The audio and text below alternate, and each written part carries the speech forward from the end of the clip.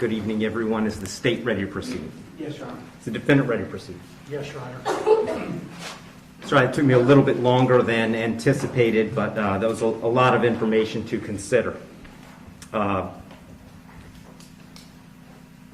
me just start by saying that as multiple people have observed, this is a particularly difficult case because there's really nothing that the court can do that's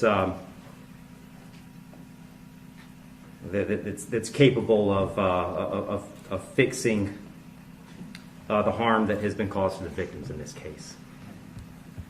So that being said, I've got to start with the law. I'm bound by the law, and the law gives me a guideline for how to analyze an appropriate sentence in this case. So I want to start with the Camacho case. It's really the first thing I need to address is whether or not the court's going to depart from the minimum in this case, which is 222 months or approximately 18 and a half years in the Florida State Prison as a minimum. The Camacho case, as Mr. Fitzgibbons pointed out and argued, lays out really a three-factor test. Is there a valid legal basis for departure? Is there competent substantial evidence that the facts support an application? Or so do the facts apply to the departure basis that is being asserted?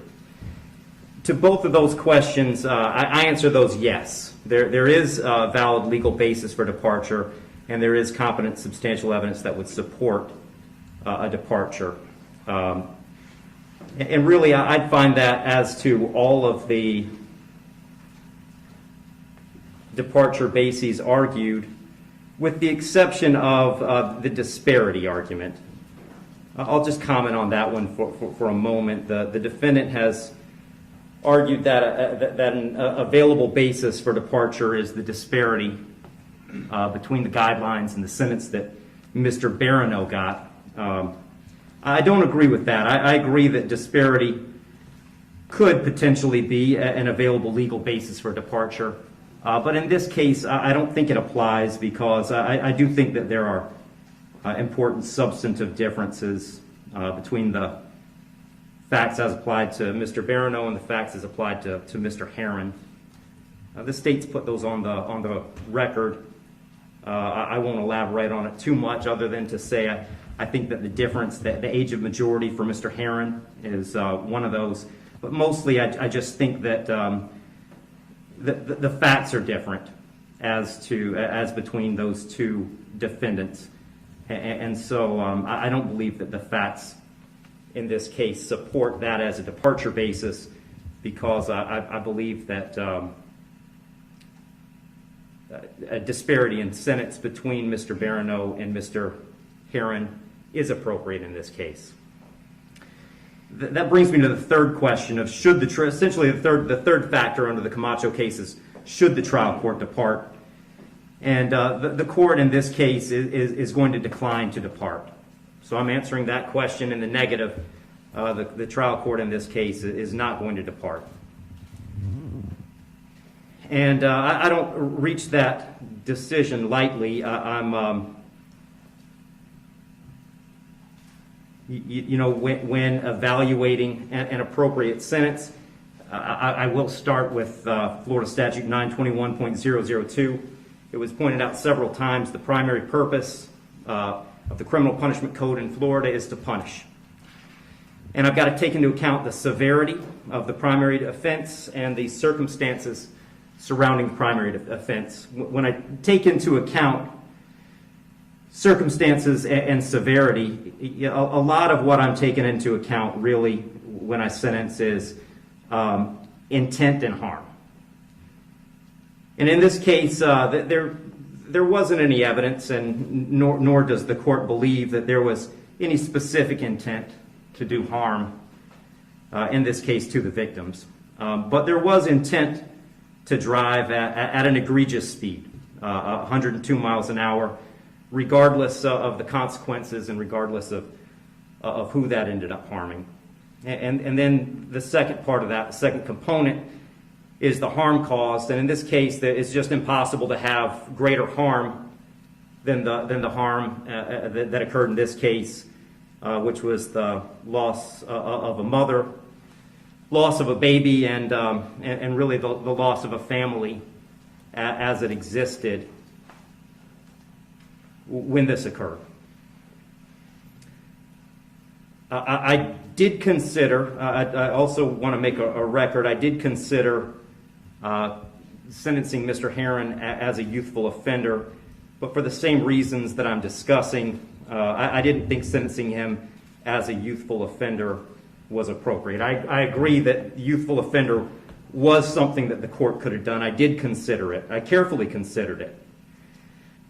But the court just found that due to the serious nature of these offenses, the extreme nature of the conduct, and again, the level of harm, that a youthful offender sentence was not appropriate. So given that the court is not departing, the guidelines call for a sentence of essentially 18 and a half years at a minimum and 30 years as a maximum. And the court doesn't find that either the minimum or the maximum is appropriate in this case. I've said it several times, that serious nature of the offense, egregious nature of the conduct, and mostly the harm that's been caused prevent me from putting this as a bottom of the guidelines minimum case. But the departure bases argued by the defendant did provide some reason not to put it at the top of the maximum. And specifically, the court did take into account that the defendant's 18, certainly responsible for his actions, and he's being held accountable for his actions.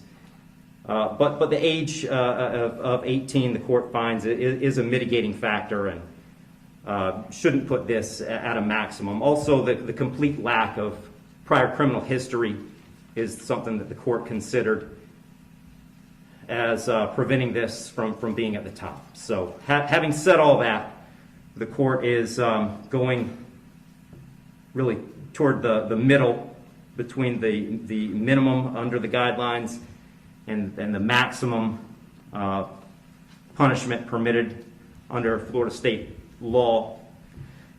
So on count one,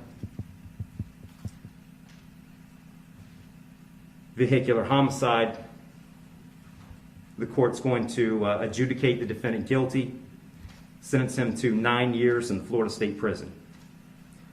On count two, same charge, court will adjudicate the defendant guilty, sentence him to 15 years Florida State Prison, and that'll run consecutive to count one, for a total 24 years Florida State Prison. Count three is a misdemeanor, unlawful racing on a highway, so the court will adjudicate the defendant guilty, sentence him to time served. Give credit for time served, I believe, 2 days. Court will impose mandatory court costs. Mr. Herron, you have given up the right to appeal the determination of your guilt or innocence. You do have 30 days to appeal the sentence of the court. And I'll direct the bailiffs to take Mr. Herron into custody.